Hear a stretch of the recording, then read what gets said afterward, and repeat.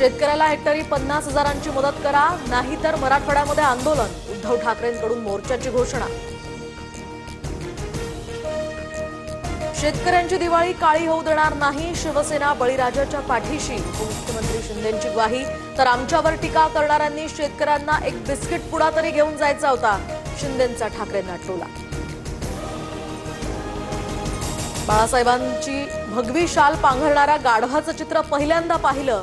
एकनाथ शिंदेंच्या भगव्या शालीवरच्या पोस्टरवरून ठाकरेंची जळजळीत टीका. तर फोटोग्राफरला फोटोशिवाय दुसरं काय दिसणार, उद्धव ठाकरेंच्या टीकेनंतर एकनाथ शिंदेंचा पलटवार. भाजपवाले अदानींना मुंबई समरपयामी करण्यास निघालेत. निवडणूक घ्यायची, उद्धव ठाकरेंचं दसरा मेळाव्यातनं भाजपला आव्हान. मुंबई पालिकेमध्ये शिवसेना भाजपचा भगवा झेंडा फडकलाच पाहिजे, रामदास कदमांचं दसरा मेळाव्यातनं आवाहन.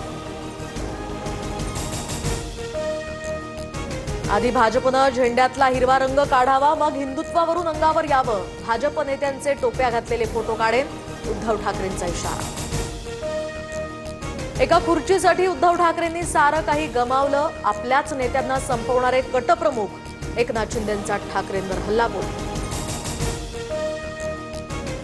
तर एकत्र आलोय ते एकत्र राहण्यासाठी, राज ठाकरेंसोबतच्या युतीवर उद्धव ठाकरेंकडून पुन्हा सकारात्मक प्रतिसाद.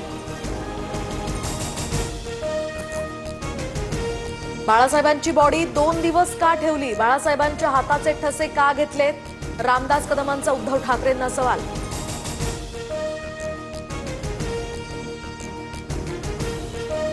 शिवतीर्थाच्या पलीकडचं शिवतीर्थ सुद्धा आपलंच मानायला पाहिजे, राज ठाकरेंवर संजय राऊतांची प्रतिक्रिया.